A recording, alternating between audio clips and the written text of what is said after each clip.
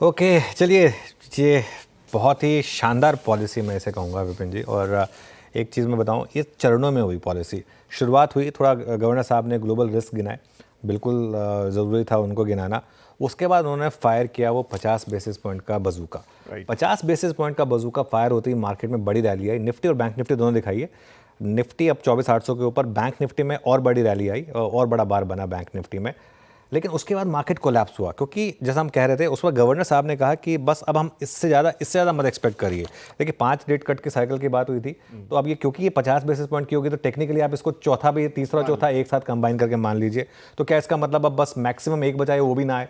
वो मार्केट को रिस्क लगा। उन्होंने कहा कि अब ये फ्रंट लोडेड कर दिया हमने, और उन्होंने स्टांस अपना चेंज किया, अकोमोडेटिव से न्यूट्रल पर ले आए वापस। वहाँ मार्केट गिरा। उसके बाद दूसरा बजूका उन्होंने फायर किया, जो शायद बड़ा बजूका था, वो था सीआरआर कट। गवर्नर साहब ने जब शुरुआत की थी अपने टेन्योर की, तो सीआरआर कट किया था, और इस बार सीधा 1% का कैश रिजर्व रेशो कम किया गया। ये सीधा का सीधा बैंकों के लिए पॉजिटिव है, क्योंकि कैश रिजर्व रेशो बेसिकली वो मिनिमम कैश जो आपको रखना होता है वो सीधा कट कर दिया गया। 4 चरणों में ये कम होगा, और इसके वजह से आप देखिए बैंकों में, खासतौर से जो पीएसयू बैंक्स हैं, उनमें एकदम से एक काफ़ी निफ्टी पीएसयू बैंक लेकर आई है। पहले 50 बेसिस का पॉइंट रेट कट मूव आया, फिर एकदम कोलैप्स किया, और अब दूसरा एक मूव आपको यहाँ पर आता हुआ दिख रहा है। और इन्फ्लेशन का फोरकास्ट उन्होंने कम किया है, 3.7% पर लेकर आए हैं, वर्सेस जो पुराना उनका 4% था। काफ़ी सदी हुई पॉलिसी है। मैं ये चीज़ ज़रूर उसमें ऐड करूँगा कि ये जो एंड में इन्होंने सीआरआर का जो जोड़ा है, तड़का डाला है सीआरआर का, वो गेम चेंजर है। आई थिंक उससे पहले लग रहा था कि बस पॉलिसी आई और अब मार्केट में प्रॉफिट बुकिंग आएगी, लेकिन अब बैंक निफ्टी देखिए आप एक बार, अब 56,050 पर हम। और अब विपिन जी, मैं एक चीज़ बोलूँ यहाँ पर, इस बार अगर आपने 56,200 निकाला तो हम नहीं रुकेंगे फिर, क्योंकि एक बहुत बड़ा पॉजिटिव होगा मार्केट के लिए। और निफ्टी भी देखिए अब आप 24,840 पर, मैसिव मूव गवर्नर साहब की तरफ से। 2 बजूका फायर हुए हैं, एक है आपका रेट कट 50 बेसिस पॉइंट का, और दूसरा है सीआरआर कट 1% का। बिल्कुल बिल्कुल, और ये सरप्राइज के तौर पे ही आया। हम बात कर रहे थे ठीक पॉलिसी से पहले कि क्या होगा, तो 50 बेसिस पॉइंट आ गया। उम्मीद नहीं थी, हालांकि साथ में उन्होंने बैलेंस करने के लिए, जैसा आपने कहा, अकोमोडेटिव से न्यूट्रल पे आ गए। इसका मतलब है आगे वो देखेंगे कि उन्हें घटाना है कि बढ़ाना है। अकोमोडेटिव में ये था कि उन्हें सिर्फ घटाना है या फिर कुछ नहीं करना है, लेकिन अब वो दोनों तरफ बैलेंस हो गया।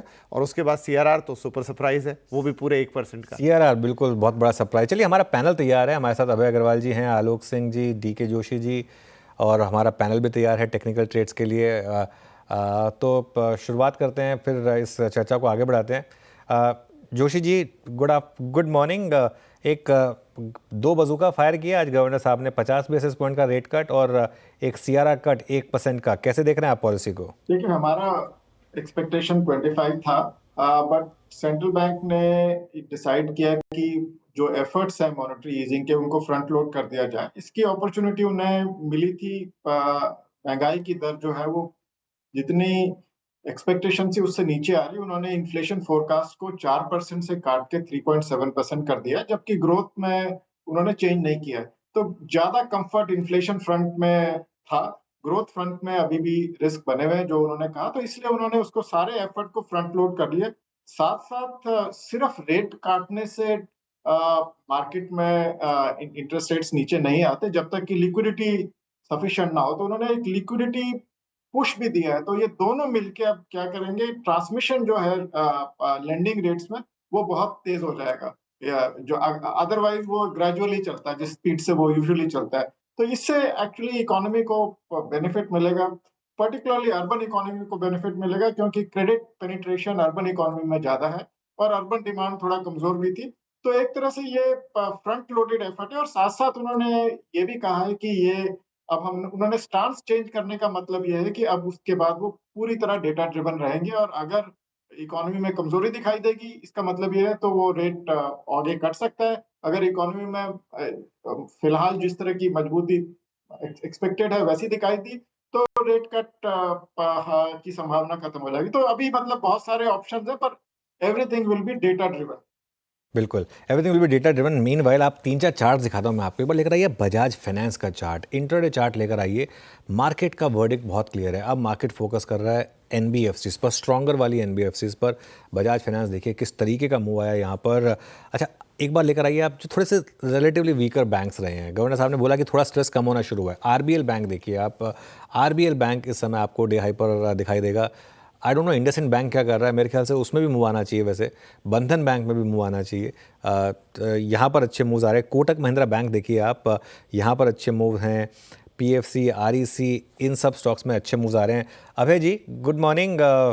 एक तोहफा दे दिया, डबल तोहफा दे दिया गवर्नर साहब ने। हालांकि थोड़ा सा ये भी बोल दिया कि आप मुझसे और ज़्यादा एक्सपेक्ट मत करना, लेकिन अभी मार्केट सिर्फ तोहफे पर फोकस कर रहा है।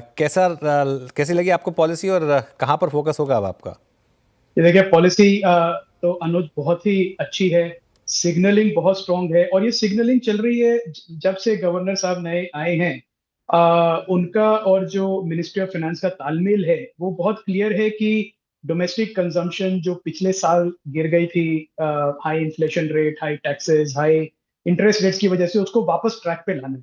तो पूरा फोकस एक कॉन्सेंट्रेटेड सरकार का है और आरबीआई उसका बड़ा क्रिटिकल पार्ट है कि हम एक वर्चुअस साइकिल जो इकोनॉमिक साइकिल है उसको किक स्टार्ट करें कि एक कंजम्पशन लेड ग्रोथ की जो कंज्यूम करना चाहता है उसको इजी कैपिटल मिले, तो लो इंटरेस्ट रेट से कंजम्पशन बढ़ेगी, कंजम्पशन बढ़ेगी तो प्राइवेट कैपेक्स बढ़ेगा, प्राइवेट कैपेक्स बढ़ेगा तो एम्प्लॉयमेंट बढ़ेगी और उससे वापस कंजम्पशन बढ़ेगी। तो ये एक बहुत इंपॉर्टेंट है हमारे देश को, जो एक डेवलपिंग कंट्री है, ये विकसित भारत जो प्रधानमंत्री बोलते हैं, उसके लिए ये वर्चुअस इकोनॉमिक साइकिल में रहना बहुत जरूरी है। तो ये जो हम सारे एफर्ट्स देख रहे हैं कि टैक्स कट हुआ बजट में और उसके बाद फ्रंट लोडिंग हुई इंटरेस्ट रेट्स की, सीआरआर कट हुआ, तो पूरा फोकस है सरकार का कि इकोनॉमिक ग्रोथ में कोई भी अगर हिंड्रेंस है तो उसको निकाल दिया जाए, तो अगर ग्रोथ है उसको पूरी तरह सपोर्ट करें। तो आई थिंक मार्केट भी इसको बहुत पॉजिटिवली लेगा अनुज, क्योंकि एक पूरा इंटेंट है सरकार का और अब कोई डाउट नहीं होना चाहिए किसी के दिल में या दिमाग में कि सरकार क्या चाहती है और क्या कर सकती है और क्या करना चाहती है। सो ओवरऑल मैं कहूंगा कि सेक्टोरल वाइज ऑल्सो बैंक्स, जैसे आपने अभी कहा, छोटे बैंक्स भी जो पिछले साल से स्ट्रगल कर रहे थे due to weak collection ratios, weak credit quality, वो मुझे लगता है उनको भी बहुत बड़ी रिस्पाइट मिलेगी, वापस बैलेंस शीट स्ट्रांग होंगी, लेंडिंग उनकी भी। हमने देखा था एमफिन का डेटा 4.5 लाख करोड़ से 3,80,000 करोड़ पे आ गया था, माइक्रो फाइनेंस की लेंडिंग, अनसिक्योर्ड लेंडिंग, मुझे लगता है वो वापस एक उसमें बढ़ोतरी होगी। तो ओवरऑल बहुत पॉजिटिव है Anuj, and I won't be surprise markets go towards new high now. Alok ji, एक हालांकि इस पॉलिसी में नहीं बोल के गए गवर्नर साहब कोई बात, लेकिन उन्होंने तो 50 बेसिस पॉइंट यहाँ पे कट कर दिया है, लेकिन अब एक्शन तब दिखेगा या इम्पैक्ट तब दिखेगा जब बैंक इसको पास ऑन करेंगे। बीच बीच में वो बोलते रहे हैं कि बैंक्स को पास ऑन करना ज़रूरी है। क्या इस बार हम देखेंगे कि वो चीज़ होती हुई दिखाई देगी? नहीं तो फिर उनके अनाउंसमेंट में तो जोश है लेकिन वो एक्चुअल कन्वर्ट होता हुआ दिखाई नहीं देगा।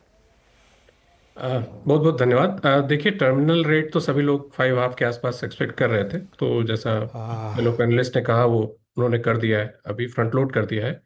जहां तक रेट ट्रांसमिशन की बात है, तो रेट ट्रांसमिशन आप इशारा कर रहे हैं शायद बैंक्स के एमसीएलआर की तरफ। तो बैंक्स के एमसीएलआर बहुत ज़्यादा डिफाइन होते हैं, वो एक फार्मूला ड्रिवन रेट है जो कि डिफाइन होता है मार्जिनल कॉस्ट ऑफ फंड्स और अदर बहुत सारे उसमें कंपोनेंट्स जाते हैं। तो इससे सबसे अच्छा क्या होने वाला है कि हम ये एक्सपेक्ट कर सकते हैं कि अगले 2 क्वार्टर्स में डिपॉजिट रेट्स में बैंक के घटोतरी होगी और जो फंडिंग है बैंक्स को, जो मतलब डिपॉजिट की ज़रूरत रहती है, जो कि अभी तक क्रेडिट से पीछे चल रहा था ग्रोथ लगातार, हम ये भी देख रहे हैं कि एक्सपेक्टेशंस जो हैं वो लगभग बराबर की हैं। 10%, 11% के आसपास डिपॉजिट और क्रेडिट दोनों की ग्रोथ की बात हो रही है आने वाले साल में।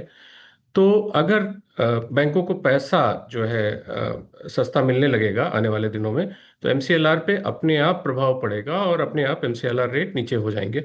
और मेरे ख्याल से गवर्नर का जो एफर्ट था इसमें, उन्होंने एक साथ 50 बेसिस पॉइंट कट किया है और सीआरआर कट अनाउंस किया है ओवर अ फेज्ड मैनर एक साल में। तो उन दोनों से ही ये उम्मीद है बहुत ज़्यादा कि आने वाले दिनों में ट्रांसमिशन तेज़ी से होगा। बिल्कुल। मीनवाइल आप देखिए अब जरा ऑटो स्टॉक्स को एक बार, निफ्टी ऑटो देखिए, निफ्टी रियल एस्टेट देखिए। आज सुबह हम यही बात कर रहे थे कि अब आप इन सेक्टर्स पर फोकस करिए, क्योंकि ये अब हम एक लो इंटरेस्ट रेट एनवायरनमेंट में कुछ समय के लिए रहने वाले हैं। ट्रांसमिशन भी होगा इवेंचुअली। और एनबीएफसीज, खास तौर से स्ट्रॉन्गर एनबीएफसीज में तो मैसिव मूव इस समय आ रहा है। अब देखिए बजाज फिनेंस अब एक और फ्रेश डे हाई पर। एक काम करते हैं, अब फटाफट कुछ ट्रेड निपटा लेते हैं क्योंकि मार्केट में बहुत शानदार मोमेंटम आ रहा है। रचना जी, आशीष जी और मानस जी भी हमारे साथ, अमित सेठ भी जुड़े हैं। रचना जी, गुड मॉर्निंग। क्या ट्रेड पकड़े हैं इस समय? यहाँ पर तो बुफे लगा हुआ है। बिल्कुल बिल्कुल, स्पॉइल्ड फॉर चॉइसेस डेफिनेटली। अभी के लिए हम बजाज ऑटो को एक तो पकड़ेंगे। बजाज ऑटो की फ्यूचर्स 8675 पे है। यहाँ पे एक्सट्रीम शॉर्ट टर्म तो ठीक है, इवन मीडियम टर्म के लिए एंटर करना चाहिए।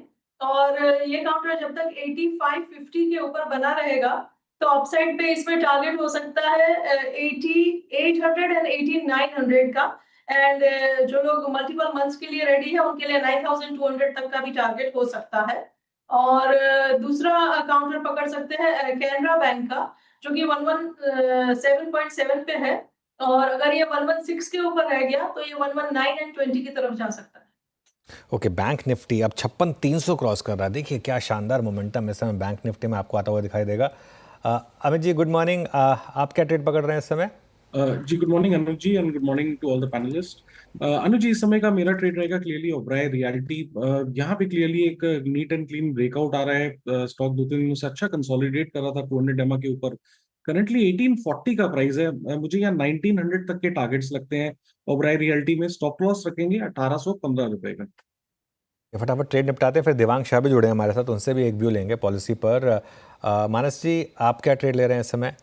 तो अनुज जी, पहले तो एमएनएम फाइनेंस पे खरीदारी करेंगे। यहाँ पर 200 डेमो एवरेज रीगेन हो गया है, तो 265 के स्टॉप लॉस से 265 के स्टॉप लॉस लगाएंगे। 285 तक के टारगेट्स पॉसिबल है एमएनएम फाइनेंस में। और जो दूसरा स्टॉक है वो है हीरो मोटोकॉर्प का, जहां पर स्टॉक ने 200 डेमो एवरेज को रीगेन कर लिया है। 20 डेमो एवरेज पे सपोर्ट लिया था, तो हीरो मोटोकॉर्प पे खरीदारी करेंगे। 4220 का आपको स्टॉप लॉस लगा के खरीदारी करनी है और 4375 के टारगेट सेट करने हैं। Okay, meanwhile state bank of India लेकर आई है अब जरा देश का सबसे बड़ा बैंक। सीआरआर कट का एक सबसे बड़ा beneficiary obviously state bank of India. यहाँ पर अच्छा मूव। अच्छा, ट्रेड्स आई थिंक आशीष बहिती जी की बाकी हैं, है ना? हाँ आशीष जी, आपकी ट्रेड्स? जी अनुज जी, पीएनबी हाउसिंग पे खरीदारी की सलाह रहेगी। फ्रेश क्लीन ब्रेकआउट देखने वाला स्टॉक वेल प्लेस्ड है 52 वीक हाई तक के मूव दिखाने के लिए। तो 1060 का स्टॉप लॉस लगाकर यहाँ खरीदारी की सलाह है 1100 और 1130 तक के टारगेट के लिए।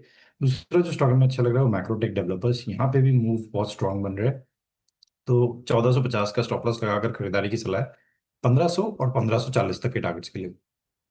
ओके, चलिए देवांग जी के पास चला जाए। अब ये ट्रेड्स हमने एक बार पूरी की। देवांग जी, गुड मॉर्निंग। ये जो डबल बूस्टर मिला है, अब मनी मार्केट कैसे इसको रिएक्ट करेगा? ऑलरेडी मूव तो देख ही रहे हैं हम, लेकिन गवर्नर साहब ने ये भी बोला कि अब हम फ्रंट लोड कर चुके हैं, हम अपना स्टांस न्यूट्रल कर रहे हैं और अब हमसे और मत एक्सपेक्ट करिए। अभी इस समय मार्केट ऑब्वियसली सिर्फ जो बजूका मिला है उस पर फोकस कर रहा है। आपका व्यू क्या होगा? तो हमारा पर्सपेक्टिव ऐसा है कि first of all bond markets के लिए काफी पॉजिटिव है।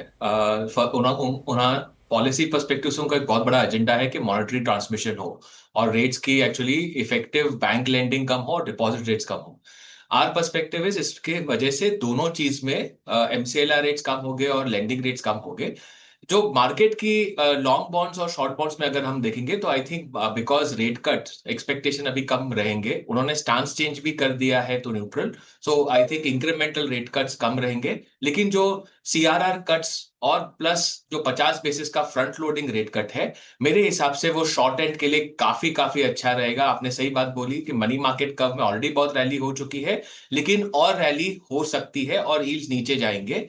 हमारा perspective at this point of time है कि इन्वेस्टर्स को शॉर्ट टर्म बॉन्ड फंड्स में इन्वेस्ट करना चाहिए, बिकॉज जो सीआरआर कट जो सितंबर से दिए जा रहे हैं plus current front loading of rate cuts short and के लिए बहुत अच्छा रहेगा।